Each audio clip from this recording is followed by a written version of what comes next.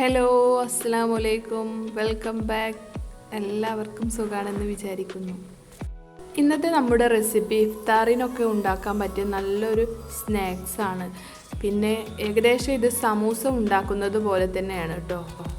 അപ്പോൾ നമ്മുടെ സ്നാക്സ് എങ്ങനെ ഉണ്ടാക്കുന്നത് നോക്കാം. ഉരുളൻകിഴങ്ങ്, ഗ്രീൻ പീസ് ഇവ കുക്കറിലൊന്ന് വേവിച്ചെടുക്കുക. കുറച്ച് ഉപ്പ് മാത്രം ചേർക്കുക.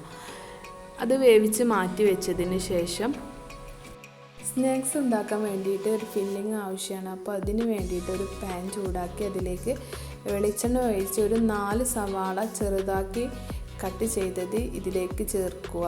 ഒന്ന് സോഫ്റ്റ് ആകുന്നത് വരെ ഒന്ന് വഴറ്റിയെടുക്കുക. പിന്നെ അതിലേക്ക് 1/2 ടീസ്പൂൺ ഇഞ്ചി, 1/2 ടീസ്പൂൺ വെളുത്തുള്ളി എന്നിവ ചതച്ചത് ചേർക്കുക. പിന്നെ ഇതിലേക്ക് ചെറുതായി കട്ട് ചെയ്ത മല്ലിയില, വേവിച്ച ചിക്കൻ, കറിവേപ്പില എന്നിവ ചേർത്ത് നല്ലോണം ഒന്ന് മിക്സ് ചെയ്യുക.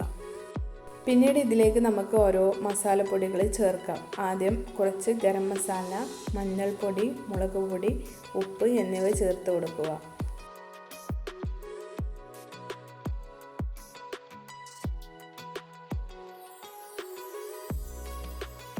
പിന്നെ നമ്മുടെ മസാലയിലേക്ക് നമ്മൾ വേവിച്ച് വെച്ച പൊട്ടാറ്റോയും ഗ്രീൻ പീസും ഇതിലേക്ക് ചേർത്ത് കൊടുക്കുക.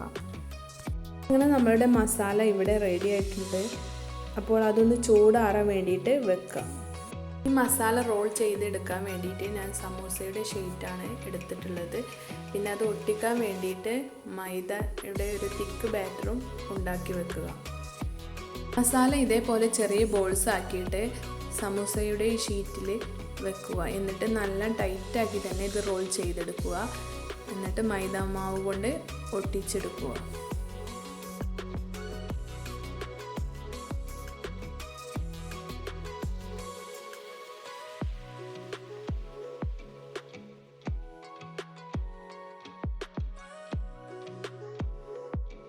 നമ്മുടെ ഈ സ്നാക്സ് ഫ്രൈ ചെയ്തെടുക്കുന്ന ടൈമിൽ ഇതിലെ മസാല പുറത്തേക്ക് വരാതിരിക്കാൻ വേണ്ടിയിട്ട് ഈ സ്നാക്സിൻ്റെ 2 ഭാഗവും മൈദാമാവിലൊന്ന് ഡിപ്പ് ചെയ്തിട്ട് ഫ്രൈ ചെയ്തെടുക്കുക. അങ്ങനെ എല്ലാതും റോൾ ചെയ്തതിനു ശേഷം ഒരു പാൻ ചൂടാക്കി അതിലേക്ക് ഓയിൽ ഒഴിച്ച് നല്ല ചൂടായ ഓയിലിലോട്ട് നമ്മുടെ സ്നാക്സ് ഓരോന്നായി തിരിച്ചും മറിച്ച് ഒരു ബ്രൗൺ കളർ ആവുന്നത് വരെ ഫ്രൈ ചെയ്തെടുക്കുക. അപ്പോൾ നമ്മുടെ സൂപ്പർ ടേസ്റ്റുള്ള ഒരു ഇഫ്താർ റെസിപ്പി ഇവിടെ റെഡി ആയിട്ടുണ്ട്. അപ്പോൾ എല്ലാവരും ഒന്ന് ട്രൈ ചെയ്ത് നോക്കണേ.